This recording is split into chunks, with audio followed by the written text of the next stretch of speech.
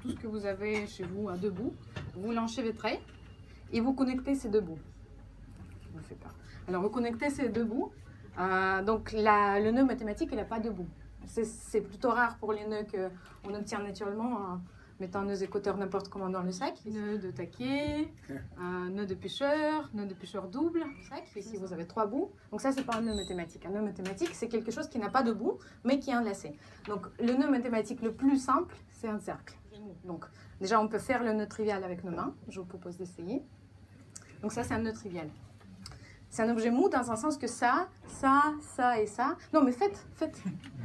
Donc, c'est un exercice de mathématiques. J'ai des courbes, j'ai la liste des courbes avec 10 croisements.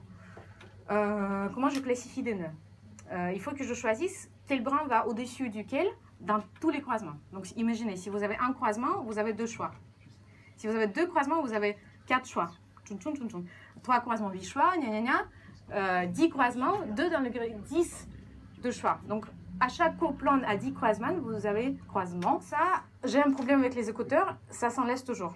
Et donc, j'ai essayé de régler ça. Donc, j'ai demandé à mon mari. En fait, ce qui est fou chez lui, il n'est pas matheux, mais ses écouteurs font jamais ça.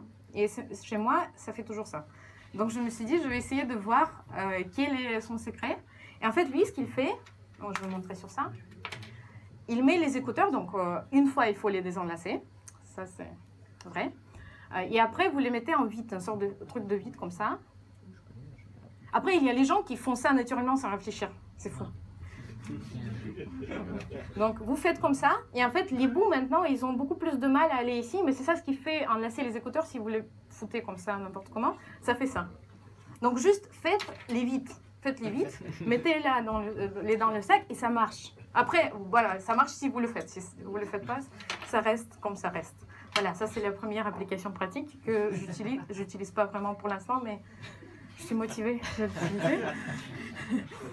Et maintenant, on va donner une main à une personne à côté de nous et une autre main à une autre personne. Ou à la même personne, ça dépend.